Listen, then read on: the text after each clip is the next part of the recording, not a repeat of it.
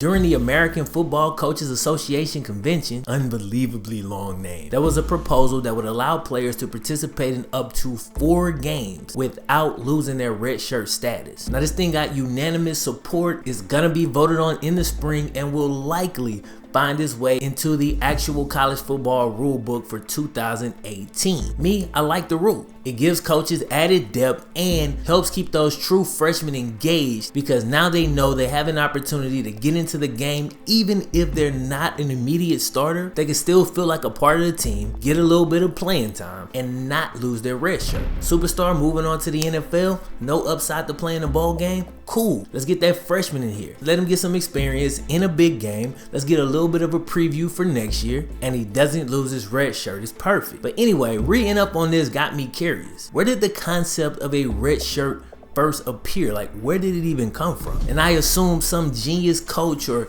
genius athletic director came up with this rule to help out the student athletes. Then I find out it was a player. Looking for the origin of this one thing led me down an amazing journey. A journey that I want to bring you on today. So if you're ready, buckle up, sit back, relax, and let me tell you where the concept of redshirting players came from.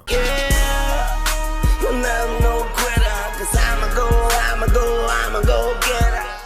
1937, a year where the best movie to drop was Snow White and the Seven Dwarfs. The Golden Gate Bridge opened up for the first time, and Joe Louis became heavyweight champion of the world, a title he would hold for nearly 12 years, by the way. But this was also a year where a cat named Warren Alfson changed college football forever. Now Warren graduated high school 4 years earlier, but had no money for college. Now most cats give up hella easy, and if the first thing doesn't go their way, they let it ruin everything. Then they sink into a life of randomness where they become victim of circumstance. But Warren was resilient, resourceful. See, back at that time, only 15% of high school graduates even went to college, and most of them came from rich families. But Warren, he wanted an opportunity to better his life, and he was willing to sacrifice a few years just for an opportunity. He decided to work for a few years and stack up his bread, but he was grinding with a purpose. Finally, in 1936, he stacked up enough bread to attend the University of Nebraska.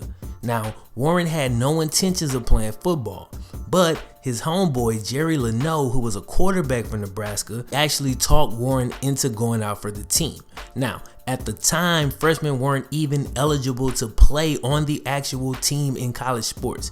You had to play on the freshman squad. So that's what Warren did. But when his sophomore year rolled around, Warren realized that the actual roster was stacked with upperclassmen. Again, Warren decided to sit back, think this through, and use his resourcefulness. So in an unprecedented move, Warren asked his coaches if he could continue to practice but not play. Now, why on earth would anybody want to do that? We talking about practice. It's difficult, it's uncomfortable, it's demanding, but the payoff is playing in the game. So why would he choose practice and opt not to play in the game? People didn't understand. Well, when asked this question, Warren responded by saying he'd like to get himself into optimal condition.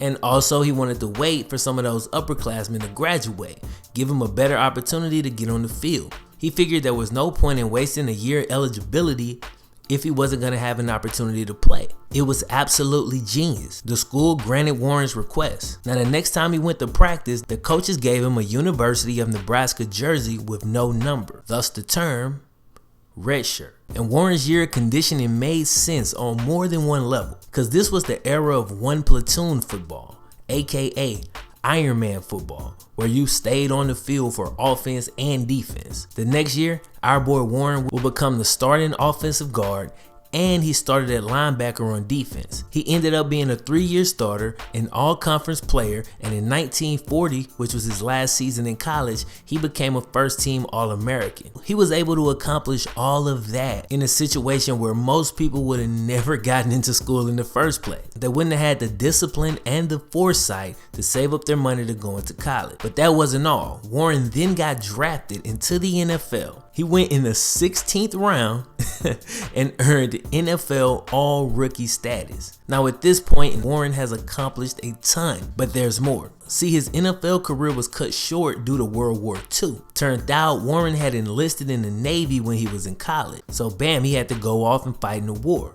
After the war, he returned to his hometown, served on the school board, attended a bunch of Nebraska games, and even served as mayor of Whistler, Nebraska for a little while. In 1975, he was inducted into the Nebraska Hall of Fame, and he lived to be 86 years old, passing away in 2001. So as you can see, Warren accomplished a ton. He served his country, became mayor, made it to the NFL, was inducted into the Nebraska Hall of Fame, and he also single-handedly changed college football. Alright man, I hope y'all enjoyed this video. If you did, do not forget to subscribe to the channel. Click the thumbs up button. If there are any videos that you guys would like for me to make, man, leave those in the comments section. And I just want to say thank y'all so much for the support, man. I definitely appreciate it. I'm gonna holler at you next time. My name is FlemLo Raps, y'all. Wow.